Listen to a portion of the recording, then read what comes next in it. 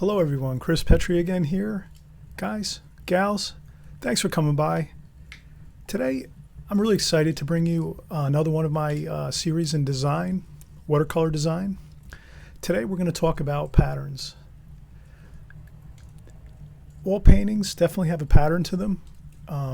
Either subconsciously or consciously, as artists, we choose, I guess in a sense, on what patterns we might like to create when we paint and when we draw and sketch and so forth.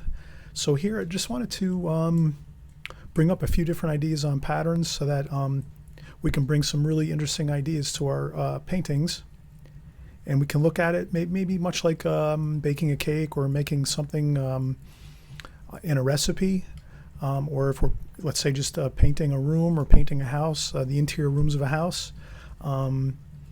Patterns are always everywhere, no matter what we're doing.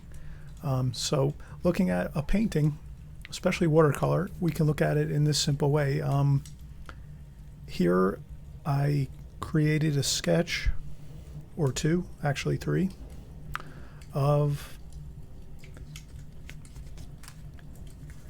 tonal value patterns. Now, I'm going to try to keep this sort of simple. You can research this, in depth if you like, and in other videos I'm going to get more in depth with this idea. But just for a simple video here, quickly, just to kind of have the idea of what our patterns are looking like when we're creating our paintings. So here, going with the rule of pint, quart, and gallon, and I broke it out here on a small piece of paper, printer paper. So usually our paintings will most of the time sort of have a pattern to them. So let's call this here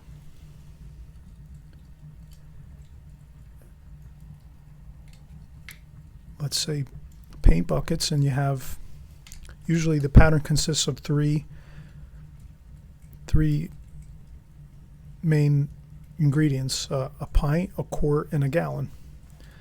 So if we take that pattern of pint, quart, and gallon and we look at it in the perspective of each of these small sketches I did here, we can see that each of them sort of fall into a pattern of the pint, quart, and gallon. So what I'm going to do next is just do a quick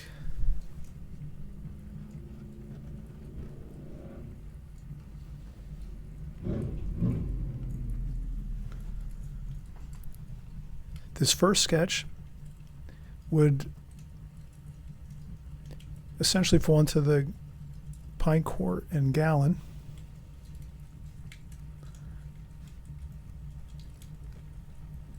And we would say that this would have about a gallon of darks, really darks, and about a quart of medium tones, tonal values.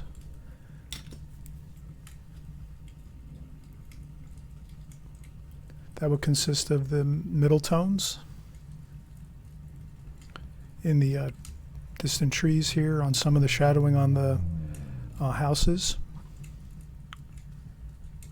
some of the foreground, those middle tones. And then we also have the bright white of the paper,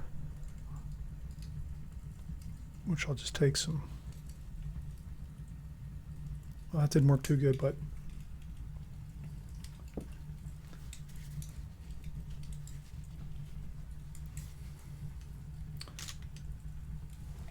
let's say the pine here in this sketch, we have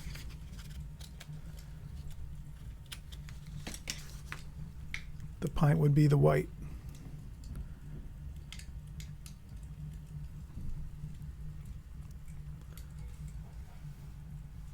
And then the quart would be a little more,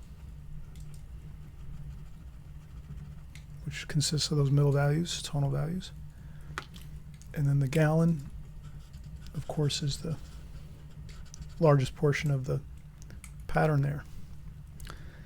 And if we move over to this one here, we can kind of see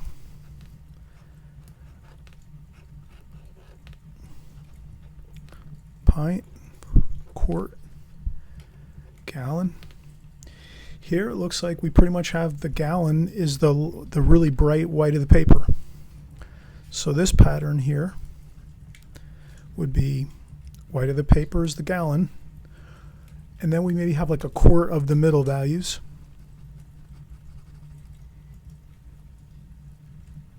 And then we have a pint of the darks.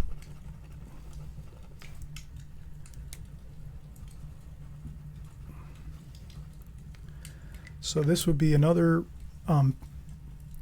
way to bring interesting design to your watercolor. So you can, when starting out your design of your painting, you can say, well, I'd like to make it mostly dark with, you know, an average amount of middle tones, tonal values, and then I'll just have a little bit of sparkles here and there of white paper. So you can do that. And then if you, maybe you'll want to create a different look in another painting, you might say, well, I'm going to go with all white, or let's say a gallon of white, mostly white, with a little bit of, maybe a fair amount of middle values, which would be through here, and the ocean water.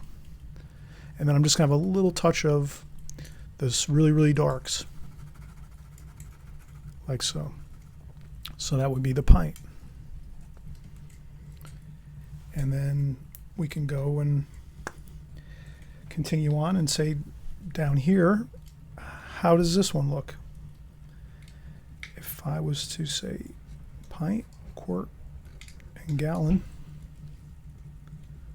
pint, quart, and gallon, what would be your idea on this? What do you think that would be?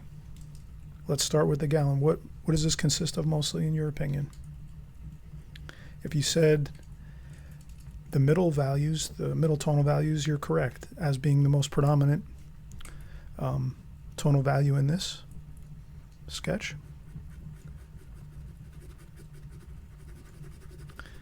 And then what might you think is the second most largest quantity of tonal value in this painting?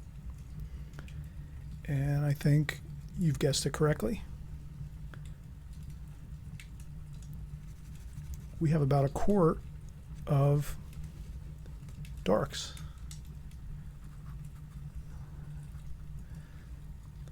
And of course, we have about a pint, the smallest amount of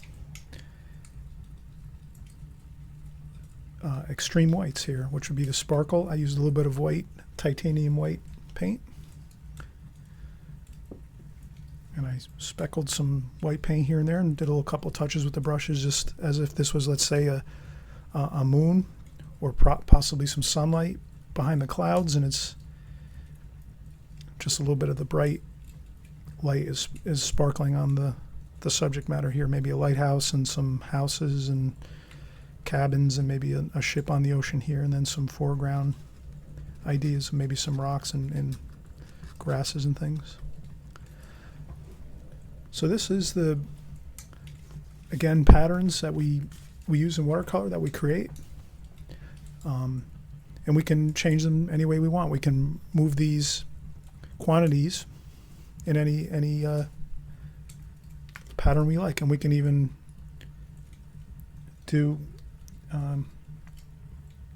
different patterns, perhaps just all one.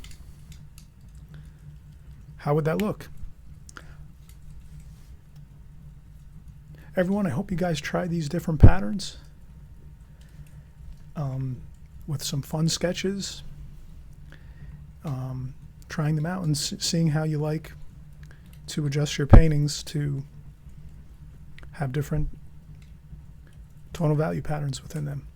I'll just finish up here and do one more pattern, and we'll see you guys in the next video.